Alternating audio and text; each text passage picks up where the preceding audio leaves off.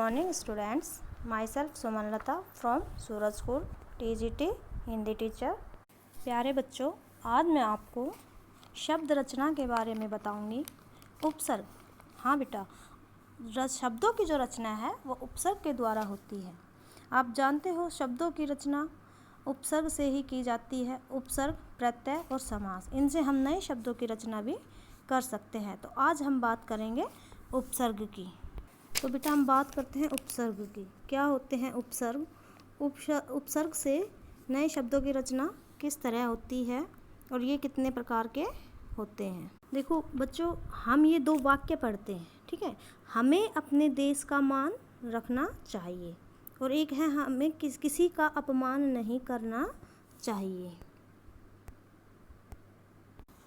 इन शब्दों में देखो बेटा, ध्यान देना, मान और अपमान, ठीक है, दो सेंटेंस हमने बनाए हैं, ठीक है। मान का अर्थ है इज्जत, अपमान का अर्थ है बेइज्जती, ठीक है। अप शब्द का अर्थ है बुरा या विरुद्ध।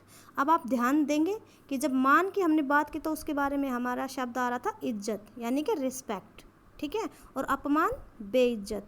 तो अप लगने से जो हमारा शब्द है उसका अर्थ ही चेंज हो गया। पहले हम मान की बात कर रहे थे, इज्जत की बात कर रहे थे, और जब हमने उसके आगे अप लगा दिया तो अप हमारा क्या है? उपसर्ग। तो अप लगने से मान का जो है वो अर्थ ही चेंज हो गया।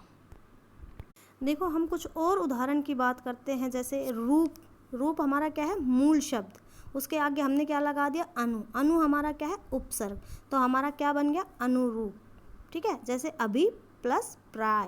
प्राय क्या है? हमारा मूल शब्द, अभी क्या है? उपसर्ग।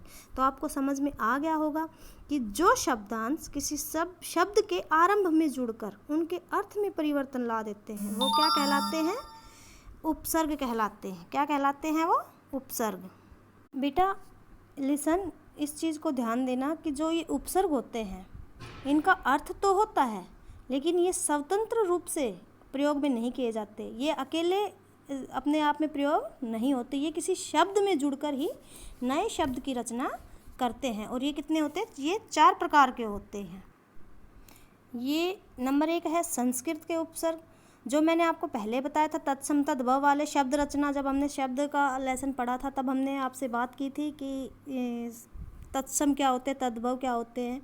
तो उसी तरह से जो संस्कृत के उपसर्ग हैं ये तत्सम के उपसर्ग माने जाते हैं, जो हिंदी के उपसर्ग है ये तद्भव के।